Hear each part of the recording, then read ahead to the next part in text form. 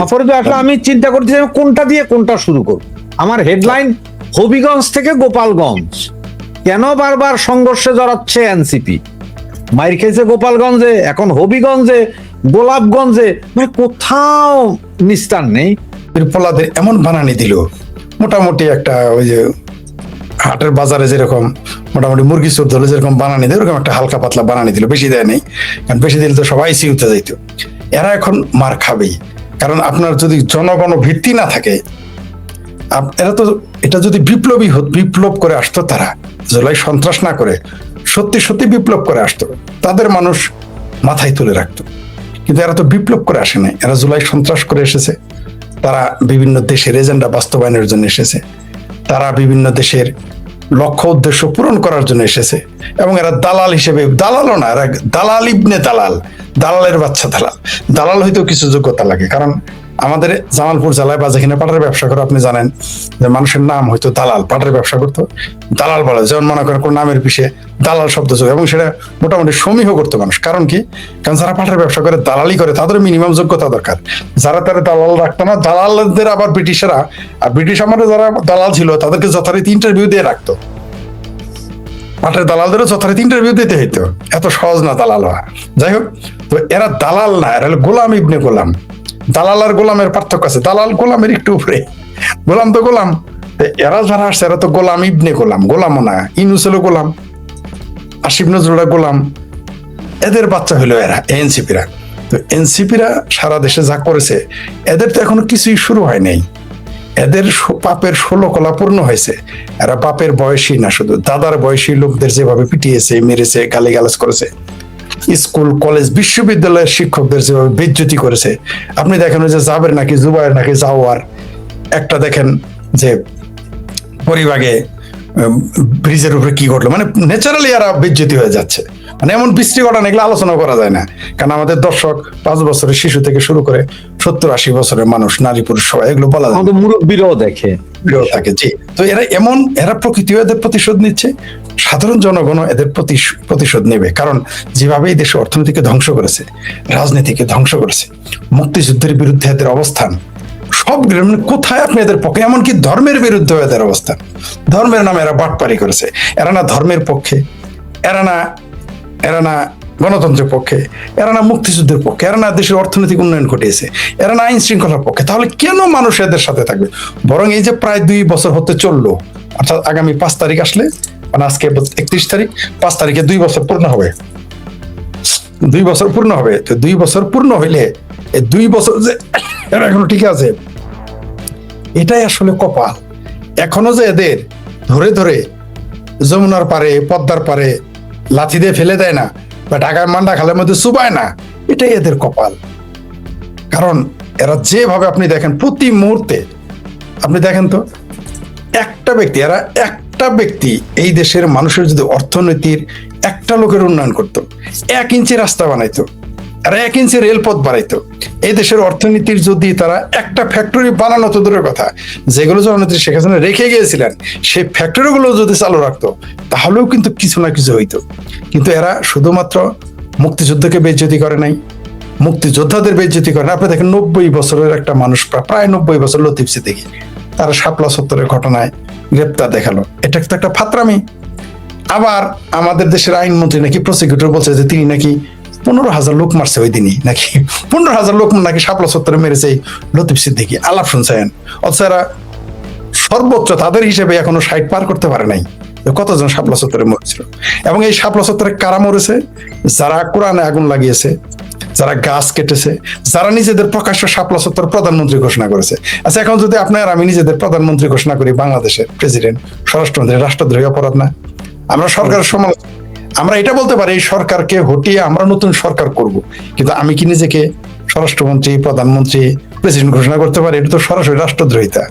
তারা কিন্তু আওয়ামী লীগ সরকার ক্ষমতায় 13 সালে 2000 শাপলা চত্বরে লিল্লাখরেরা ওই বিএনপি জামাতের উস্কানিতে নিজেদেরকে, তারা পাকিস্তানের উস্কানিতে তারা নিজেদের প্রধানমন্ত্রী ঘোষণা করলো।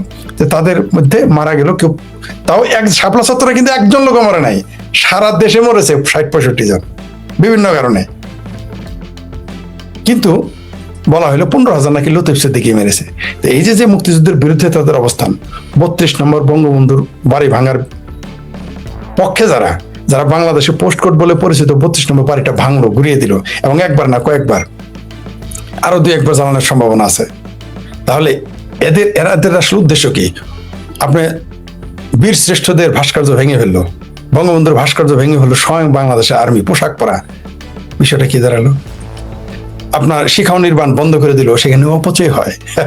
আচ্ছা, সারাদিন ওই বাতিটা জ্বললে কত হাজার টাকা খরচ হয়, কত টাকা ওই বাতিটা জ্বললে। আসলে তারা মুক্তিযুদ্ধের যে কোনো, যদি তারা মুক্তিযুদ্ধের স্মারক হিসেবে কোরআন শরীফে রাখতো, সেটা ভেঙে ফেলতো। আমরা কিন্তু এটা দেখেছি যে তারা নিজের স্বার্থে ধর্মকে কিভাবে ব্যবহার করে। জিয়ার আমলে কি করেছিল? জি মোরারজি দেশে ভারতের প্রধানমন্ত্রী এসেছিল, বিমানবন্দরে যত কালেমা খচিত ক্যালিওগ্রাফি ছিল সব সরিয়ে দিয়েছিল। আমরা ইতিহাস জানি জিয়ার সরকারের। মানে ধর্ম তারাই নিজেরা কখনো ধর্ম ডেকে আনে রাজনৈতিক স্বার্থে, কখনো ধর্মকে সরিয়ে দেয় রাজনৈতিক স্বার্থে। যেমন ধরেন ফ্রড মাজার কি করে? পিছনে রাখে দেবী সরস্বতীর, জ্ঞানের দেবী, নদীর দেবী, সুরের দেবী সরস্বতীর মূর্তি, আর সামনে রাখে হলো লালন। রাইখে সে কি করে? সনাতনীদের জেল খাটায়, হিন্দুদের জেল খাটায়, সংখ্যালঘু উচ্ছেদ করে।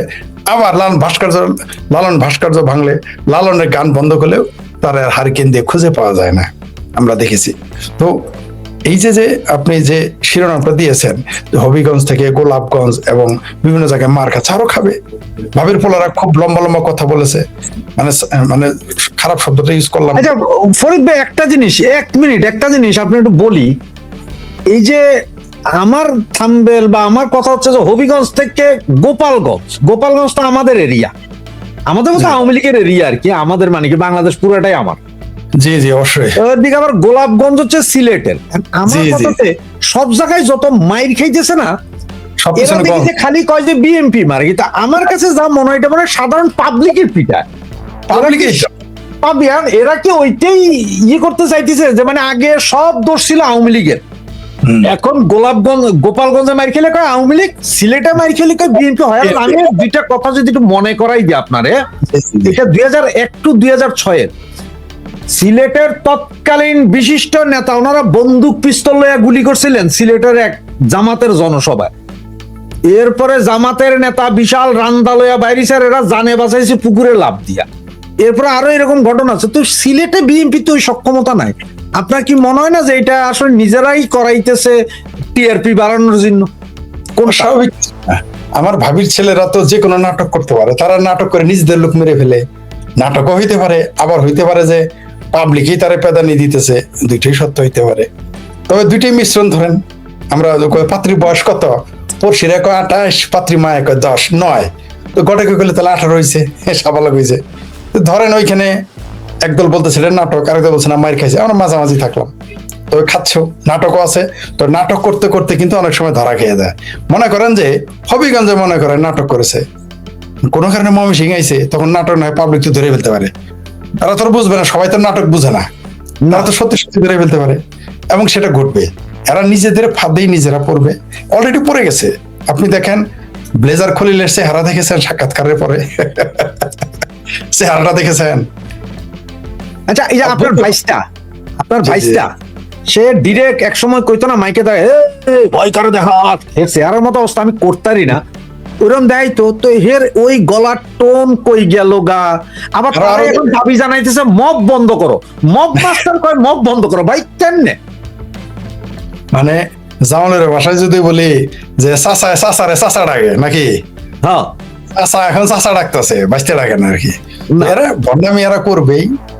এখন বুঝতেছে মব কেমন লাগে, এটাই নিয়ম। যারা ফ্রাঙ্কেনস্টাইন পয়দা করবে, তাদেরকে যারা পয়দা করবে তারাই তো খাবে, অথবা তারা যারাকে সে পয়দা করছে তাকে সে খাবে। এরা তাই করতেছে। এখন কেমন লাগে বাবা, দেখো কেমন লাগে ভায়োলেন্স, মব। মানে খারাপ ভাষা চলে আসছিল, বললাম না যে কারা যেন কি বন্ধ করতে চায় আর কি। যাই হোক, ওইটা আনা যাবে না, আমাদের অনেক দর্শক আছে, আমাদের কম বয়সী। যাই হোক, যেটা বলতেছিলাম যে এরা আস্তে আস্তে দেখবেন আরো ছোট হয়ে আসবে। কয়দিন আগে এক ভাবির ফোলা বললো না, গাল ফোলা ভাবির ফোলা নাহিদ ইসলাম নাকি, ওই যে পেট বড় আর কি, ঘাড়ে গুজ হয়ে গেছে দুম্বার মতো, তারপরে পাশা ফুলে ময়মনসিংহে পাউরুটি হয়ে গেছে আমার ভাবির ফোলা। সেই নাহিদ ইসলাম বললো আওয়ামী লীগ বিএনপি মিলে সে দেখো তোমরা আমাদের কিছুই করতে পারবে না। এখন দেখি ভাবির পোলা আবার লোকের সংখ্যা দেখছেন, পুলিশ হলো 100, ভাবির পোলারা থাকে 5টা, আর 35টা থাকে সাংবাদিক। এই হলো তাদের দল। এত বিপ্লবী তারা। এইরকম বিপ্লবী যে 20 মাস পরে তারা 20টা লোক জোগাড় করতে পারে না। তাহলে এই ভাবির পোলাদের যে মামা ওয়াকারুজ্জামান ওয়াকার সাহেব, ওই যে মোল্লাদের যে নেতা, জঙ্গিদের নেতা, ভাবির পোলাদের নেতা, মানে পৃষ্ঠপোষক, সে যদি এখন বেড়াকে ফিরে যায়, 5টাও তো 20টাও তো খুঁজে পাবে না, মানে 5টাও খুঁজে পাবে না।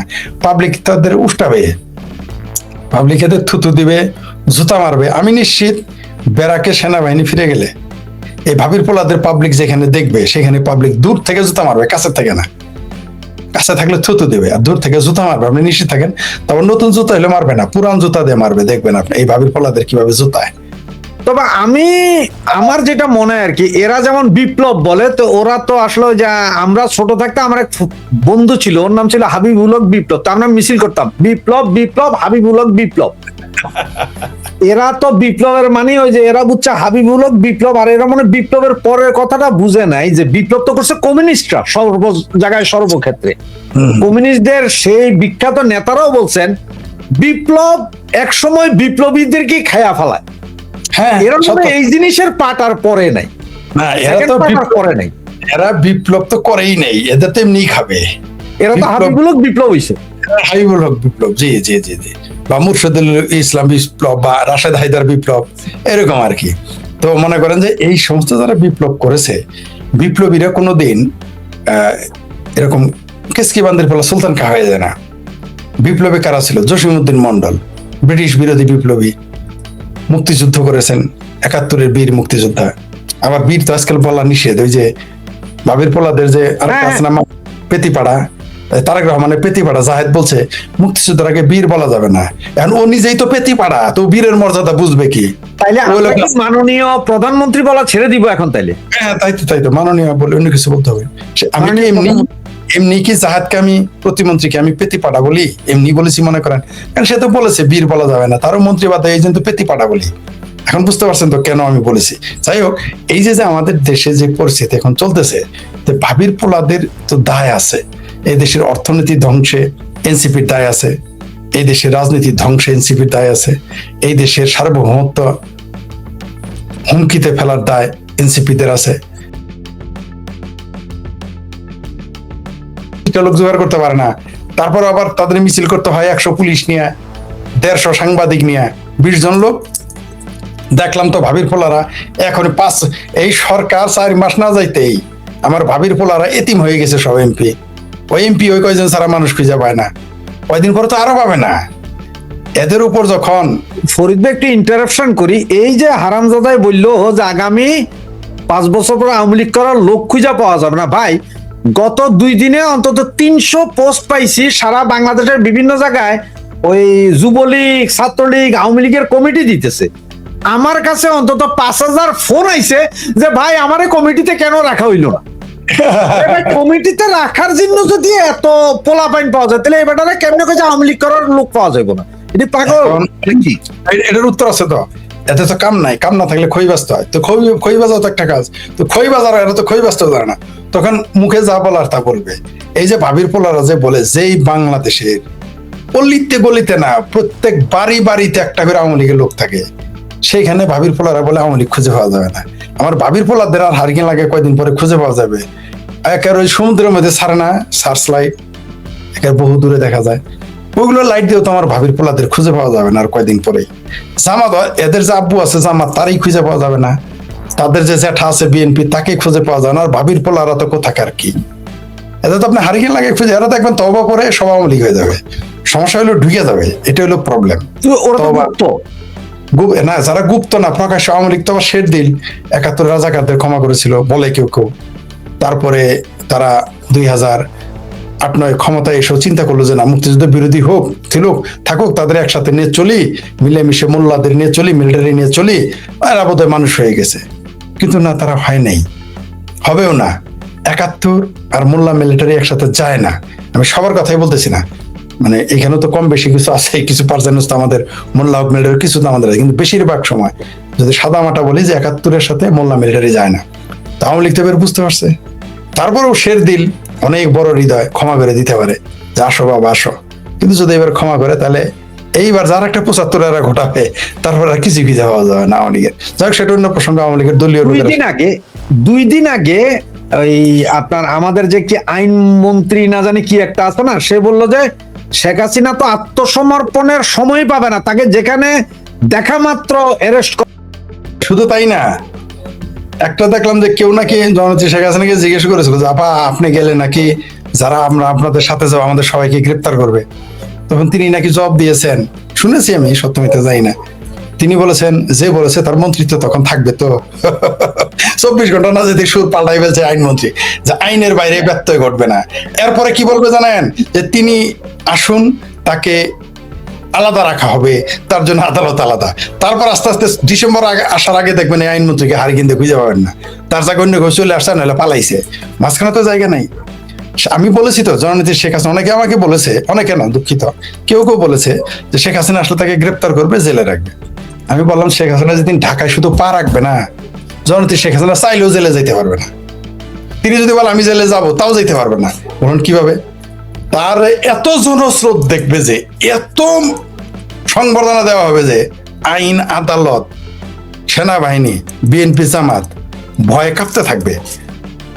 আচ্ছা, আপনাকে যদি জননেত্রী শেখ হাসিনার কথা তো বহুত উপরের কথা, তার কথা বাদ দিলাম, আপনার আর আমার পক্ষে যদি 5 লক্ষ মানুষ দাঁড়ায়, আমাদের কোথাও জেল দেওয়া যাবে, ধরে নেওয়া যাবে? সম্ভব? 5 লক্ষ মানুষ যদি না যায়, তাহলে শেখ হাসিনা যেদিন ঢাকায় পৌঁছবেন, জননেত্রী শেখ হাসিনা, কমপক্ষে তো 50 লক্ষ লোক থাকবে। এটা তো বহু আগেই বলে রেখেছি। আমার কাছে এই মুহূর্তে যে রিপোর্ট আছে, যে নেত্রী যেদিন বাংলাদেশে ঢুকবে সেদিন হাইকোর্ট, সুপ্রিম কোর্ট, জজ কোর্ট, জেলা দায়রা জজ, ম্যাজিস্ট্রেট আদালত সব জায়গায় শত শত উকিলরা দাঁড়ায়া যাবে, যে হয় মামলা বাতিল করো, নাই তো আমাদের জেলে দাও। উকিলরা দাঁড়াইব, তো কত উকিল ধরবো কোর্ট থেকে? তাহলে যদি শুয়া যায়, তাহলে এই যে কেবল আইনমন্ত্রী নিজের বক্তব্য দিয়ে 24 ঘন্টা পার হয় নাই, সুর পাল্টে ফেলছে। বলেছিল আসলে গ্রেপ্তার করবে, মনে হয় যে আইনমন্ত্রীর কি বলবো। আর আমি বারবার বলেছি যে পৃথিবীতে সবাই বলে আমার দেশ, আমাদের দেশ, একমাত্র শেখ হাসিনা, জননেত্রী শেখ হাসিনাই বলতে পারে যে এটা আমার দেশ এবং আমার বাপের দেশ। আর কেউ এটা বলতে পারে? আপনি কিন্তু বলতে পারবেন আমাদের দেশ, আমি বলতে পারবো আমার দেশ বা আমাদের দেশ। আমার বাপের দেশ, এটা আমার বাপের পথ, দেওয়া পথ, এটা কেউ বলতে পারে জমি না দিলে? রাস্তা জনগণের, কিন্তু যে জমিটা দেয় ওই লোকটা কিন্তু বলে এটা কিন্তু আমার বাপের পথ, একমাত্র ওই বলতে পারে যে জমিটা দান করে, রাইট? তো এই দেশটা বানানোর যিনি কারিগর, তার সন্তান আসবে এবং তিনি একটা দলের নেতা, আওয়ামী লীগের মতো একটি বৃহত্তর দলের নেতা, এবং তিনি কয়েকবারের প্রধানমন্ত্রী। তারে এই যে কোথাকার কোন কেসকির বান্দির পোলারা, এরা কোত্থেকে কবে রাজনীতিবিদ হয়ে গেল, তারাই তারা জেলে তুলবে? এত সস্তা। আরে শেখ ফরিদেরই তো এখন জেলে তোলা বাংলাদেশ সরকারের জন্য কঠিন হয়ে যাবে, কেউ কেউ আমারে বলে, আমি জানি না, আমার লোকজন বলে। তাহলে শেখ ফরিদের জেলে উঠানো যদি কঠিন হয়, আর আমি কোথায় উগারতলা, আর শেখ হাসিনা হইলো কত উপরে, তারে আপনি জেলে দিবেন, বাংলাদেশের জনগণ বসে থাকবে? আমার কথাই তো 2-4, 10 জন 20 জন লোক রাস্তা নেমে পড়বে জানবাজি রেখে। আর শেখ হাসিনার জন্য তো লক্ষ লক্ষ মানুষ জানবাজি রাখবে, আপনি তারা জেলে দিবেন? এত সস্তা? আইন আদালত কাজই করবে না। মানে বিষয়টা এরকম যে রেলগাড়ি উপর দিয়ে দিলে তো মারা যাবো, এটা তো অবশ্যই সত্যি, তাই না? রেলগাড়ি কে, গরু গাড়ি আমার উপর দিয়ে গেলে মারা যাবো, কিন্তু এত মানুষ থাকবে যে রেলগাড়ি আর চলবে না, তখন আপনি কেমনে মরবেন? তো শেখ হাসিনা যেদিন আসবে, এই কোথাকার কোন আইনমন্ত্রী, আরে মুসলেকা সরকারের যে প্রধানমন্ত্রী আছে তারেক রহমান, তার পাশাই তখন থাকবে খালে আর বিলে। শিলং সালাউদ্দিন আরেকবার ভিসা করে বলবো, বাবা গো, একবার তো আমার কিডন্যাপ করে নিয়ে গেছিল শিলং, এবার আমি শিলং যাইতে চাই। তারেক রহমান বলবে এর আগে তো মুসলেকা দিয়েছিলাম, ভাইবার মুসলেকা ছাড়াই আমার যাইতে তো তাড়াতাড়ি লন্ডন আবার ফিরে। আপনি নিশ্চিত থাকেন তারেক রহমানকে লন্ডন ফিরে যেতে হচ্ছে, সালাউদ্দিন সাহেবকে আবার শিলং যেতে হচ্ছে, জামাতের সাদা শগুনকে হয় লন্ডন পালাইতে হবে, অথবা তুরস্ক পালাইতে হবে, অথবা পাকিস্তান পালাইতে হবে। এছাড়া তো পাকিস্তান যাইবেন। পাকিস্তানি যাওয়ার সময়, কারণ এবার তো আর আকাশপথ ভারতের ব্যবহার করতে পারবে কিনা আমার সন্দেহ আছে, কারণ এয়ারপোর্ট থেকে পালায় যাইতে পারবে না জনগণ। এইবার এরার কি পাহারা দিয়েছে, এইবার দেখবে এয়ারপোর্ট কাহাকে বলে পাহারা দেওয়া, একটা যেতে পারবে। আর একটা মজার একটা বিষয় বলি, ফটোকার্ড দেখেন, আমি কিছু বলুন না, শাহ নজরুল বলি, আমি আওয়ামী লীগ ক্ষমতায় থাকতে বলেছিলাম যে আপনার এই বাংলাদেশে যেদিন বিএনপি জামাত জোট সরকার আসবে, সেদিন ইসরায়েলকে স্বীকৃতি দেবে। সৌদি আরব সহ মানুষ হাসাহাসি করতো। ঠিক যেমন আমি বলেছিলাম যে কলকাতায় একদিন পারমাণবিক বোমা হামলা হইতে পারে পাকিস্তানের, মানুষ হাসাহাসি করেছিল, কিন্তু পাকিস্তানের প্রতিরক্ষা মন্ত্রী কিন্তু শেষ ওইটা বলেছে তারা হামলা করবে সুযোগ পেলেই। তো সৌদি আরব এখন দেখেন তারা কেবল প্রতিরক্ষা জোট করেছে। কয়দিন আগে পরীক্ষিত বন্ধুর নাম কি বললো? আমেরিকা। কে বললো? জামাতের নেতা। আর জানাজা বললো কার? তেহরানের কসাই খোমেনির।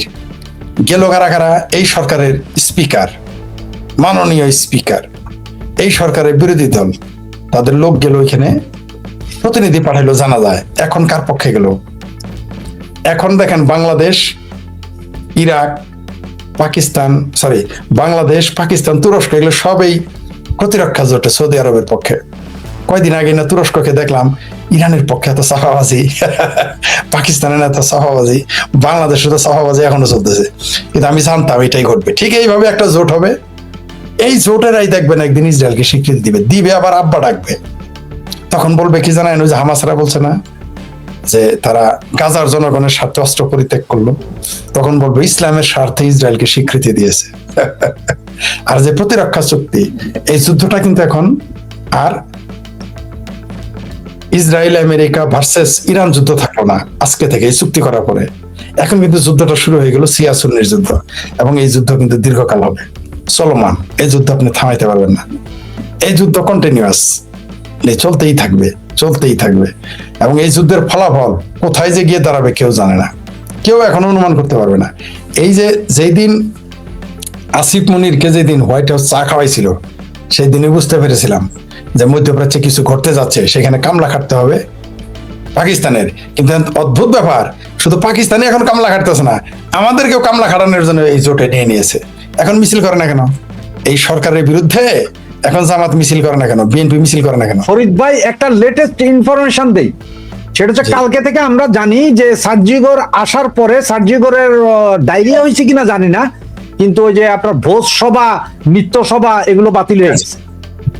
এখন খলিল বলছিল যে ভারতীয় যে এম্বাসি কূটনীতিক আছে ওনার সাথে সার্জিগরের বৈঠক হবে না, কিন্তু এইমাত্র যে খবরটা পাওয়া গেল, ওনাদের দুইজনের একটা বৈঠক অলরেডি ঢাকায় হয়ে গেছে, খলিলের না থাকা সত্ত্বেও। দিয়ে গড়াচ্ছে দাদা। আপনাকে বলি, 1 বছর না যেতেই বলেছিলাম, অর্থাৎ 25 সালেই বলেছিলাম যে এই আওয়ামী লীগের সাথে এবং ভারতের সাথে, এই আওয়ামী লীগ এবং ভারতের সাথে আমেরিকার সুসম্পর্ক হবে, হবেই, কোনো উপায় নাই। কারণ এই বাংলাদেশ দিন শেষে আওয়ামী লীগের হাতেই থাকবে, এই বাংলাদেশ দিন শেষে ভারতের সাথে সুসম্পর্ক থাকতে হবে। তা নাহলে এই বাংলাদেশ অস্তিত্ব থাকবে না, সার্বভৌমত্ব থাকবে না, পাশাপাশি এই বাংলাদেশে কোনো স্থিতিশীলতা আসবে না।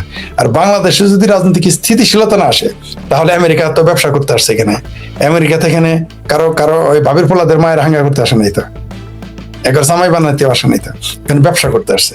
আমেরিকা এখানে ব্যবসা করবে, জাপান এখানে ব্যবসা করবে, চাইনা এখানে ব্যবসা করবে, স্থিতিশীলতা দরকার। তো তার জন্য এই বৈঠক হবেই। আপনি খেয়াল করেন যে তারা না করলো, একদিকে ভোজ সভা বাতিল করলো, পাশাপাশি দীনেশ ত্রিবেদীর সাথে বৈঠক করলো। এবং আর একটা কারণ আছে, এই দীনেশ ত্রিবেদী কিন্তু বলছে যে বাংলাদেশের পররাষ্ট্রমন্ত্রী না বাংলা ভাষা জানেন, ইংরেজি তো জানেই না, যে বাংলা ভাষা শুদ্ধভাবে বলতে পারে না। এটাতে বলার কারণে বোধহয় একটু বেজ্জিত হয়েছে, লজ্জায় বোধ হয়। আর ব্লেজার খলিলকে এই জন্য রাখে নাই, কারণ এটা তো খুব ঘনিষ্ঠ আলাপ হবে, সেখানে ব্লেজার খলিলকে রাখবে না। কারণ দীনেশ ত্রিবেদীও বিজ্ঞ, আর যিনি আসছেন উনিও বিজ্ঞ, এরা বিশ্ব রাজনীতি নিয়ে খেলা করে, এরা তো গোলাম। দুই প্রভু এখন আলোচনা হইতেছে, গোলামকে ওইখানে কিভাবে রাখে, তার জন্য গোলাম এরা রাখে না। আর একটা জিনিস দেখেছেন আপনি, তার চেহারাটা দেখছেন, তার চেহারা, ব্লেজার খলিলের চেহারা কিন্তু আগের মতো আর নাই, গলা শুকিয়ে গেছে, চাকরি বুঝি গেল। এবং সার্জিগর আসার আগে খলিল দৌড়াইয়া পাকিস্তান এম্বাসিতে গেছে এবং টার্কিশ এম্বাসিতে যে কি আলোচনা করছে, ভোজসভা বাতিল, রাষ্ট্রীয় ভোজসভা। আরো জি, মানে বোঝা গেল যে গোলামদের দিন ফুরিয়ে আসতেছে এবং আরো আসবে। ডিসেম্বর আসতে আসতেই আমার ধারণা, আমি ভেবেছিলাম ডিসেম্বরে বিরাট সংঘর্ষ হবে, অনেক মানুষের জান যাবে, মুখোমুখি হবে। আমার মনে হয় যে ডিসেম্বরের আগে এগুলো সব পালায় যাবে, রাস্তা ছেড়ে দিবে। ফরিদ ভাই, আরেকটা খবর পাইছি কিনা জানি না, সেটা হচ্ছে যেমন আগেরটা তো জানি নেই, আমরা নিজেরাই আলোচনা করছিলাম, সেটা হচ্ছে রথযাত্রা যেখান দিয়ে হচ্ছিল সেখানে ছাতা বোমা পাওয়া গেছিল। আজকে আবার আপনার প্রেসার কুকারে বোমা বিস্ফোরণ হয়েছে, বাংলাদেশে ঢাকায় পাওয়া গেছে। এত বোমা হঠাৎ করে উন্নত বোমা, কখনো ছাতিতে, কখনো প্রেসার কুকারে, কোন দিন জানি টয়লেটের কমোডে হয়। পাকিস্তানের মুরিদ যারা, তাদের তো এরকম হবে। পাকিস্তান কি শিখায়? পাকিস্তান জঙ্গি উৎপাদন করে আর রপ্তানি করে, তো ওর কাছ থেকে আপনি কি শিখবেন? তো এগুলো শিখাইছে, তো তারা বিভিন্ন জায়গায় এগুলো কাজ করতেছে। এরা তো একটা ঝামেলা করার চেষ্টা করবেই, বিভিন্ন ভাবে চেষ্টা করবে, এরা বিচ্ছিন্ন ঘটনা ঘটাবে। ভাই অনেকেই বলতেছে আপনার শরীরের যত্ন নেওয়া উচিত, কমেন্টস আছে যে ভাই আপনি ডাক্তারের পরামর্শ নিচ্ছেন না, অনেক এই ধরনের সবাই। যে এক ভাই তো বলছে যে ভাই আপনি আগে সুস্থ হন, আপনার মতন যোদ্ধা আমাদের দরকার আছে, ধন্যবাদ। আওয়ামী লীগের দরকার আছে বা কিছু। আসলে আমার যেটা মনে হয়, ফরিদ ভাই আওয়ামী লীগ বা অঙ্গ সংগঠন মহিলা লীগ কোথাও কোনো সদস্য না, তবে উনি মুক্তিযুদ্ধের পক্ষের শক্তি। উনি নীতির কথা, নৈতিকতার কথা বলে, যে কথাগুলো বললে আওয়ামী লীগের পক্ষে যায়। ঠিক তেমনি আমার অবস্থাও, আমিও দলীয় কোনো পদ পদবি বা সদস্য পদ নাই, আমরা মুক্তিযুদ্ধের সপক্ষের লোক, তাই আমরা কথা বলি মুক্তিযুদ্ধের পক্ষে, নীতির কথা বলি, নৈতিকতার কথা বলি। এটা আওয়ামী লীগের পক্ষে যাইতে পারে। অনেক সময় আওয়ামী লীগের যে একেবারে সারাদিন ইয়ে করি তা না, আওয়ামী লীগের অনেক খারাপ কথা আমরা বলি, যেটা হচ্ছে যে শোধরানোর জন্য, তাই বলে আমরা আওয়ামী লীগের শত্রুও না, শত্রু না আমরা দেশের। আওয়ামী লীগের সময় all critics are not enemy, all critics, ইংরেজি একটা কথা আছে, all critics are not enemy. আপনি যদি দলের ভিতর ক্রিটিসিজম না রাখেন, আপনার দল ধ্বংস হয়ে যাবে। যে কারণে তো আওয়ামী লীগকে বিচ্ছিন্ন এই 5ই আগস্ট হয়েছে। আওয়ামী লীগের ভিতরে ক্রিটিক ছিল না বলেই তো এটা ঘটেছে। যদি আওয়ামী লীগের সমালোচক থাকতো আওয়ামী লীগের ভেতরেই, তাহলে এই 5ই আগস্ট ঘটতো না, সতর্ক হয়ে যেত আগেই। যেটা আমরা দেখেন, একমাত্র একজন লোক বলেছিলেন, তিনি কে? তিনি হচ্ছেন সৈয়দ আশরাফ, আওয়ামী লীগের সাধারণ সম্পাদক। তিনি বলেছিলেন যে সামাজিক যোগাযোগ মাধ্যম কিন্তু মুক্তিযুদ্ধ মৌলবাদীদের দখলে, সতর্ক করেছিলেন। এটা যদি তখনকার ক্রিটিকার এই কথাটাকে নিয়ে এটা প্রচার করতো, তাহলে কিন্তু আজকে এটা ঘটতো না। টোটালি 5ই আগস্ট ঘটেছে একটা প্রপাগান্ডা, একেবারে মিথ্যা গুজবের উপর একটা আন্দোলন হয়ে গেল, এরা বুঝতেই পারলো না। আওয়ামী লীগ কিন্তু ছোট দল নয়, আওয়ামী লীগ কিন্তু শক্তিতেও ছোট না, বুদ্ধিতেও ছোট না, কোনো দিকেই ছোট না। তারপর আওয়ামী লীগের পতন ঘটে গেল। কারণ কি? কারণ তাদের মধ্যে ক্রিটিক ছিল না, বা ক্রিটিসিজম নেওয়ার ক্ষমতা ছিল না, তার জন্য তো এই সমস্যা হয়েছিল। বা তারা তাদের দলীয় পর আপনি প্রকাশ্য না করলেন। যেমন আমার খুব নেতিবাচক একটা জিনিস আপনার মনে হলো, প্রকাশ্য না বলে আপনি গোপনে বলতে, ফরিদ ভাই এটা চেঞ্জ করতে হবে, আপনার চশমাটা এটা ভালো না, চেঞ্জ করেন, মোস্টটা এরকম, এটা চেঞ্জ করেন। এটা আপনি আমাকে আলাদাভাবে বললেন, অন্তত আলাদাভাবে তো বলতে হবে। যদি আপনি না করেন তাহলে আরো খারাপ দেখা যাবে, তাই নয় কি? তো এরকম অনেক বিষয় থাকে। আমার critics are not always critics are not enemy, এটা বুঝতে হবে। আর সমালোচনা পৃথিবীর কোনো কিছুর পরিবর্তন নতুনত্ব আসেন। জি ফরিদ ভাই, এক ভাই লেখছেন, ভাই মূল খেলা নাকি ব্রিক্স সম্মেলনের পরে শুরু হবে। তো আমি যতটুকু খবর আছে, ফরিদ ভাই আপনার কাছে তো আরো ভালো খবর থাকতে পারে, আমার মতে ব্রিক্সের ডাকার পরও আমার কি বলে ট্রাক ভাইয়া নাকি যাচ্ছেন না। তার কারণ হচ্ছে যে উনি মোদিজির সাথে একটা 1-to-1 মিটিং এর চেষ্টা করছেন, ওইটা এখনো 100% ক্লিয়ার হয় নাই, কনফার্ম হয় নাই। তো আপনি এই বিষয়টা আসলে কি জানেন, একটু যদি বলেন। শুনেন, আপনি কি খেয়াল করেছেন যে নরেন্দ্র মোদী, ভারতের প্রধানমন্ত্রী নরেন্দ্র মোদীজি কিন্তু তারেক রহমানকে দাওয়াত দিয়েছে, খেয়াল করেছেন? প্রকাশ্যে। অর্থাৎ এত গালাগালির পরেও একটি দুর্বল রাষ্ট্র এবং তার পক্ষের শক্তিকে উচ্ছেদ করার পরে তাকে দাওয়াত দিয়েছে। আমি একটু আশ্চর্য হইলাম, নরেন্দ্র মোদীর দাওয়াত দিল কেন? পরে দেখি নরেন্দ্র মোদী ঠিক ওই যে হোয়াইট হাউসে যেরকম চা খাওয়াইতে মুনির ডাকছিল, পরে সাইজ করবে একটা করে, নরেন্দ্র মোদী এই কারণে তারেক রহমানকে ডেকেছে। তিনি যাবেন কে যাবেন না এখনো কনফার্ম না, কারণ তার যে দলীয় ভক্ত যারা, তারা তো আবার ভারত বিরোধী। চিকিৎসার জন্য অবশ্য তারা যাবে।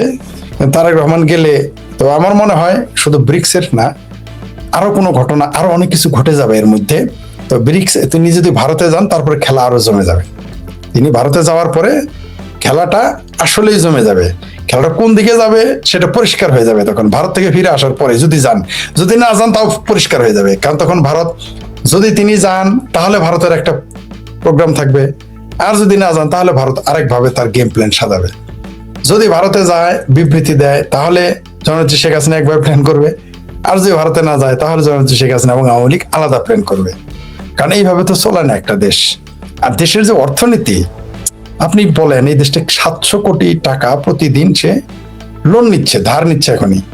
তো এটা তো 2 মাস পর আরো বাড়বে, 6 মাস পর তো আরো বাড়বে, তো ডিসেম্বর আসতে আসতে তো 1400 কোটি হবে। তো একটা সরকার কিভাবে থাকবে? টাকার আরো অবমূল্যায়ন হবে, দেশের মানুষের চাকরি আরো যাবে, কোনো বিদেশি বিনিয়োগ তো 5 পয়সা নাই। এরপর মধ্যপ্রাচ্য থেকে টাকা আসা কমে যাবে, কারণ মধ্যপ্রাচ্যে যে হারে যুদ্ধ চলতেছে, এখন তো মধ্যপ্রাচ্য আস্তে আস্তে আরো ভয়ঙ্কর পরিণতির দিকে যাবে। আমি একটু শুরুতেই আমি বললাম যে ওই 14 দলীয় যে প্রতিরক্ষা জোট করেছে সৌদি আরব, এই জোটের ভেতরেই এমন কিছু ঘটবে যে, কারণ তারা তো একটা যুদ্ধরত দেশে তো বেতন আপনাকে ঠিক মতো দেবে না, তো তখন এটা তো প্রভাব পড়বে বাংলাদেশে। কামলা যদি বেতন না পায়, ভাত খাবে কি দিয়ে? আমরা যতই চাপা মারি, প্রবাসী শ্রমিক, আমাদের কি কি বলা হয় তাদের, যেন রেমিটেন্স যোদ্ধা, এগুলা এগুলা কামলা কামলাই বলতে হবে ভাই। আপনাকে স্পষ্ট বলতে হবে আমি কামলা। তাহলে আপনি যখন আপনার আইডেন্টিটি পরিষ্কার করেন, আমি আর কামলা 10 বছর পরে থাকবো না, 20 বছর পরে থাকবো না, তাহলেই আপনি কিছু, আপনি নিজেরে কামলা রে নিজের একটু পালিশ মেরে নাম দিলেন, মানে নুডলস, মানে কি বলবো আর রে ভাই। আপনি মানে যাই গেলে উদাহরণ দিলে খারাপ দেখা যায়, কিন্তু এটা আমি শ্রদ্ধা রেখেই বলতেছি, আপনাকে আগে স্বীকার করতে হবে যে আমরা কামলা, আমরা মধ্যপ্রাচ্যে কামলা দিতে যাই। টার্গেট করতে হবে আগামী 20 বছর পর যেন, 10 বছর পর যেন কামলা দিতে না যাই, এরকম পরিকল্পনা। আর যদি আপনি নিজেরই কামলা মনে করে নিজেরা আবার পালিশ মেরে বলেন, মেকআপ মেরে বলেন আমি বিরাট কিছু হয়ে গেছি, তাহলে আপনার কামলাগিরি সারা জীবনই থাকবে কিয়ামত পর্যন্ত। এটা তো ওই অর্থনীতি আরো ধ্বংস হয়ে যাবে। তো তারেক রহমান কিভাবে এই দেশটা চালাবে? কারণ দেশ চালাইতে গেলে আপনি তো শুধু কিছু চাপাবাজ ভাবির বলা আর সারাদিন ভারতের বিরুদ্ধে গালি দেওয়া, আওয়ামী লীগের গালি দিয়ে তো পেটে ভাত যাবে না। আপনাকে তো জনগণের পেটে ভাত দিতে গেলে টাকা লাগবে, পয়সা লাগবে, আমদানি চলতে হবে, রপ্তানি চলতে হবে, আমদানি রপ্তানি সচল রাখতে গেলে ডলার লাগবে বিদেশি, তো এগুলো তো আপনার নাই। তাহলে দেশটা কি হবে, কোন দিকে যাবে? অনেকেই বলেছে যে যদি শেখ হাসিনা না আসে তাহলে কিন্তু পরিচ্ছাপ, আওয়ামী লীগের খুব ক্ষতি হবে। আমি বলছি হ্যাঁ ক্ষতি হবে, কিন্তু তার চেয়ে বড় কথা, আওয়ামী লীগ যদি চুপ থাকে 1 বছর, আরো আগামীতে 28 সালে এই সরকার এমনি বেড়ে যাবে, কারণ তার ভিত্তিই থাকবে না। কারণ পেটে ক্ষুধা লাগলে প্রেমিকার চোখ ভালো লাগে না, পেটে ক্ষুধা থাকলে মায়ের আঁচলও ভালো লাগে না, পেটে ক্ষুধা থাকলে 29 খেলতে আর ভালো লাগে না, তাস নিয়ে আর ভালো লাগে না, পেটে খিদা থাকলে বটবৃক্ষের ছায়াও ভালো লাগে না। তো তারেক রহমান কেন পেটে ক্ষুধা থাকলে তখন ভালোবাসা জানলা দিয়ে পালায়। জানালার তো আলাপই নাই, তখন চাঁদ দেখলেও মনে করবো যে আরেক ভাইও আপনাকে জিজ্ঞেস করছে সার্জিও করে নৈশভোজ কেন বাতিল হলো, সেটা একটু জানান। এখন আমার আরেকটু বলে দিতে, কারণ হইলো যে 2 প্রভু মিটিং করবে, তখন গোলামদের কেন রাখবে? প্রভু প্রভু মিটিং, গোলামদের তো কেউ রাখবে না। যখন 2 গৃহস্থ যখন আলোচনা করে, 2 গৃহস্থের মধ্যে কি ওরা যে নৈশভোজটা কেন বাতিল হয়েছে সেটা জানতে চাইছে। আমি তো কইলাম যে ভাই হয়তো ডায়রিয়া হয়েছে কিনা কে জানে, খলিল টিস্যু পেপার নিয়ে দাঁড়াইছিল কিনা। নৈশভোজটা কেন বাতিল হয়েছে কি বুঝতেছেন? এটা কি পাকিস্তান আর তুর্কি এম্বাসিতে যাওয়ার কারণে? আমার ধারণা যে এটা ভারতের রাষ্ট্রদূত চায় নাই। কারণ আপনি কি খেয়াল করেছেন, তার একটা স্পষ্ট বক্তব্য যে তিনি ইংরেজি তো জানেনই না, বাংলা শুদ্ধ বলতে পারে না। এই কথা বলার পরে খলিল বা কোন লজ্জায় ওইখানে যায়, এই ব্লেজার খলিল, যে আমেরিকায় এত বছর থেকে ইংরেজি জানে না, বাংলাও বলতে পারে না, তাহলে এইটা একটা লজ্জা। আর একটা হইলো যে ভারত এরকমই, সে আপনাকে পরিকল্পিতভাবে মানসিকভাবে আপনাকে ভেঙে দেবে, দুর্বল করে দেবে। নৈশভোজ ভাঙার কারণে কিন্তু ব্লেজার খলিলের ইজ্জত পাংচার হয়ে গেয়া, রাইট? তো এই পাংচার হওয়ার কারণে এটা একটা সাইকোলজিক্যাল হিট, আঘাত, এটা সাইকোলজিক্যাল আঘাত করছে, মানসিক আঘাত করেছে, পরিকল্পিতভাবে ভারত এটা করেছে। এবং দীনেশ ত্রিবেদী হচ্ছেন একজন বর্ষিয়ান রাজনৈতিক নেতা, মন্ত্রী ছিলেন, এমপি ছিলেন, তারপর তিনি একজন রাষ্ট্রদূত। তার বুদ্ধির সাথে এদের বুদ্ধির কাজ বুঝতে পারবে এরা কি করবে। আপনি দেখেন যে আমরা ভারতের যত সমালোচনা করি, ভারত কিন্তু তার গেম জারি রেখেছে, সে কিন্তু বসে নেই, এগুলো কিন্তু তার প্রমাণ। আপনি দেখেন আমেরিকার রাষ্ট্রদূতের সাথে সরাসরি তার বৈঠক, তা বাংলাদেশের জমিনে, দালমি কুস্ত কালা হায়, অর্থাৎ আপনার বাড়িতে আমি বৈঠক করতেছি, আপনার ভাতিজার লোকে আপনার দাওয়াত দেই না, বা আপনার লোকে বৈঠক করতেছে আরেক বাড়ির লোক আই না, আরেক মন্ডল, 2 মন্ডল আপনার বাড়িতে মিটিং করে আপনি বিনা দাওয়াতি। এটা আপনার জন্য সাইকোলজিক্যালি কত বড় আঘাত। এটাও একটা গেম খেলে দিয়েছে। আর আপনার আলোচনা কি হবে এগুলোর ব্যাপার আছে, তবে এই সরকারের জন্য এটা বিরাট বেজ্জতির ব্যাপার। ফরিদ ভাই, আমার সর্বশেষ যে প্রশ্ন বা আমি যতটুকু একটা খবর পেয়েছি সেই বিষয়ের উপর কথা বলে আপনাকে ছেড়ে দিব, কারণ ভাই আপনার সুস্থতা দরকার এই মুহূর্তে, কারণ যুদ্ধের ময়দানে সৈনিকের সুস্থতা দরকার। যে খবরটা পেলাম সেটা হচ্ছে যে আমাদের দেশে মার্কিন যে রাষ্ট্রদূত আসছেন বর্তমানে, তিনি নাকি সেনা প্রধান হিসাবে জামাতপন্থী কোনো এক সেনা কর্মকর্তাকে যাচ্ছেন, যাকে নাকি সোট কি পুরস্কার দেওয়া হয়েছিল, ফরিদ বা কিছু একটা নাম। আবার ভারতে যেই সেনা আমেরিকান কূটনীতিক আছেন, আমেরিকার কূটনীতিক, আর এরা নাকি এই লোকরা চাইতেছেন না, বলতেছে এ আইএস এর সাথে যুক্ত। তারা অন্য কারো নাম দিচ্ছে, যে লোকটা লিবারেল। ঘটনাটা কতটুকু সত্য মনে হয়, মানে আমরা কি পাকিস্তানের মতন সেরকম যে পাকিস্তানের সেনাপ্রধান বা কিছু চেঞ্জ করতে হলে আমেরিকার নির্দেশ ছাড়া করা যায় না? আমরা কি সেই দিকে আছি কিনা ভাই? হ্যাঁ, এটাকে আমাদের দেশের প্রধানমন্ত্রী এখানে আমেরিকা নির্ধারণ করে, আমাদের দেশের পররাষ্ট্রমন্ত্রী নির্ধারণ করে, আমাদের দেশের প্রতিমন্ত্রী নির্ধারণ করে, এমনকি আমাদের দেশের এমপি কে হবে তারা নির্ধারণ করে, কয়দিন পরে আমাদের দেশের ইউনিয়ন মেম্বার কি হবে তাও নির্ধারণ করবে। তো তারা তো সেনা নিয়ন্ত্রণ করতেই পারে, যে তাদের পছন্দের মানুষ দিতে হবে, স্বাভাবিক। এটা অস্বাভাবিক কিছু না। তবে আপনি যেটা বললেন, বাংলাদেশ সেনাবাহিনীতে কারো কারো আইএস এর যোগ, হিজবুত তাহরিরের যোগাযোগ অবশ্যই আছে, কম বা বেশি। তা না হলে তো বাংলাদেশে এত জঙ্গিবাদের উত্থান ঘটতো না, তা না হলে তো শিক্ষা নির্বাণ বন্ধ হতো না, তা না হলে তো ওয়াকার ভাই। না, ওইটা আবার পাটোয়ারি বলছে যে মানুষ বুড়া হইলে শয়তানে ভর করলে দাড়ি রাখে। এটা কিন্তু পাটোয়ারি বলছে, আমার কথা না, তাই নাকি? পাটোয়ারির মুখের কথা। হ্যাঁ, ও, তাহলে কি আমরা ধরে নিব, তাহলে আমরা ধরে নিব সেনা প্রধানকে শয়তানে ধরছে, জামাতের আমির সাদা শকুনকে শয়তান বড়, তারা বড় শয়তানে ধরছে, তাই আর দাড়ি বড়। হ্যাঁ, এটা আপনাকে একটু দেখাই, তাইলে আপনি মনে হয় একদম পরিষ্কার বুঝতে পারবেন। এই দেখেন, আমি আপনাকে একটু সাউন্ড দিয়ে শুনাই। জি, একটু শুনুন শুনুন।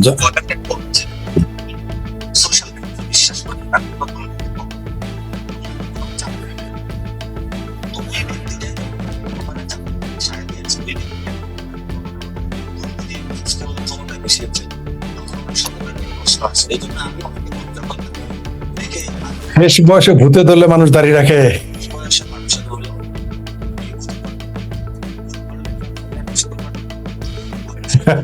শেষ বয়সে কেউ ভূতে ধরলে সে দাড়ি রাখে, মানে তাহলে ওরা- এটা সরাসরি কথা। হ্যাঁ, এটা আমরা বললে কিন্তু এতক্ষণ ফতোয়া চলে আসতো, আমরা জানাজা দিত না, ইসলাম অবমাননা করেছি, শুরু হয়ে যেত, বাড়িঘর জ্বালাইতো, হয়তো জিন্দা জ্বালাইতো। জিন্দা জ্বালাইতো। এখন জিন্দাবির খুঁজতো জিন্দা জ্বালানোর, জিন্দাবির শেখ ফরিদের খুঁজতো জিন্দা জ্বালানোর জন্য। আমরা কিন্তু এটা বলে খুব ইসলাম ইসলাম খত্রেম হয়ে যেত। দেখেন আমার ভাবির পোলা এবং জামাতিদের পোলা বলছে তো আর কোনো সমস্যা নেই, এদের আর কোনো সমস্যা নেই। আর আমার দেশের বঙ্গু যারা আছে, যে বঙ্গু মুসলমান, তাদের দেখলাম যে আপনার গাজায় একটা বোমা পড়লে বিশাল মিছিল হয়, দক্ষিণে উত্তরে ওই যে কি বলে এটা, বাইতুল মোকাররমে। ইরানে এতগুলা হত্যা হইলো, কাশ্মীরে গত পরশুদিন 17 জনকে মারার পরে 3 জন মহিলার লাশ ট্যাঙ্কের উপরে ঝুলাইয়া নিয়ে যাইতেছে, পিওকে, যেটা পিওকেতে। এবং আপনার বেলুচে এত মানুষ মারা যাচ্ছে, একটা মিছিলে এখনো দেখলাম না। এখানে কি কোনো মুসলমান নাই নাকি ওই জায়গায়? এখন আমি তো বারবার বলি, বাংলাদেশের মুসলমানের কাছে, ভারতের মুসলমানের কাছে ইসলামের চাইতে পাকিস্তান বড়, আল্লাহর চাইতে পাকিস্তান বড়, নবীর চাইতে পাকিস্তান বড় পবিত্র। তো মুসলমান মানলেই কি না মানলেই কি, এদের যে ইসলামী জজবা সেটা তো পাকিস্তান কেন্দ্রিক, এদের মুসলমানি জজবা এটা পাকিস্তান কেন্দ্রিক, বামপন্থীদের মানবতা পাকিস্তান চাইনা কেন্দ্রিক, এদের সকল মানবতা জাগে কেবল কোথায় ভারত কিছু করলো আর ইসরায়েল কিছু করলো। এইখানে 20 জন মানুষকে তারা মেরে ফেলেছে, এবং পাকিস্তান বলছে যে এগুলো নাকি ভারতের দালালেরা, এরা নাকি ভারতের মতোই শত্রু। কিন্তু এই কথাটা যদি কাশ্মীরে 2 জন মেরে পাকিস্তান ভারতের সরকার বলতো এই 2 জন পাকিস্তানের দালাল, আপনি ভারতের হিন্দুদের অত্যাচারে এই সরকার ক্ষমতায় থাকতে পারতেন না মিছিল মিটিংয়ে। আর বাংলাদেশে বাইতুল মোকাররম, তারপর আপনার পল্টন, ওই যে ওইখানে মুক্তি ভবন গরম হয়ে যাইতো, শাহবাগ চত্বর গরম হয়ে যাইতো, বাংলাদেশের সকল দল মিলে মিছিল করতো। অথচ তারা বলছে যে শাহরক, এদের নাকি শাহরক, পাকিস্তান কাশ্মীর নাকি তার শাহরক, সেখানে গিয়ে মারতেছে। এতদিন বললো বেলুচিস্তানেরা হচ্ছে ভারতপন্থী সন্ত্রাসী বলছে, এখন এদেরকেও বলতেছে তারা ভারতের লোক, এরাও নাকি ভারতের মতো শত্রু। এত তাড়াতাড়ি সুর পাল্টে গেল। এই পাকিস্তান, এই কাশ্মীরের জন্য এত আন্দোলন, এখন কাশ্মীরের লোকই মারা শুরু করছে। আর বাংলাদেশের বঙ্গুরাও এখন কিছু বলো না, যে বললাম বাংলাদেশের বঙ্গুদের কাছে মক্কা মদিনার চাইতে, আল্লাহর কোরআনের চাইতে, আল্লাহ রসুলের চাইতে পবিত্র হইলো তাদের কাছে পাকিস্তান। তাই পাকিস্তান যাহা করিবে, পাকিস্তান বঙ্গুদের মায়াকে রেপ করেছে, তারপরেও বঙ্গুরা পাকিস্তানের গীত গায়। তো তাহলে ওই বেলুচিস্তানে কি করলো, পিওকে তে কি করলো, পক্ষে নিবে না। তো ভাই সর্বশেষ ইরান কি এবার আমাদেরকেও দুই একটা ড্রোন মারার রাস্তায় আছি? কারণ আমরা তো এখন জোটে যোগ দিব, তাইলে আমরা তো আক্রমণ চালাবো ইরানে। আপনি তো অলরেডি জোটে যোগ দিয়ে ফেলেছে, অলরেডি জোটে যোগ দিয়েছে। আবার পাকিস্তান তো আগেই দিয়েছে। সৌদি আরবের উপর হামলা মানে পাকিস্তানের উপর হামলা। হ্যাঁ, তো পাকিস্তান তো এখন ইরানের মুখোমুখি।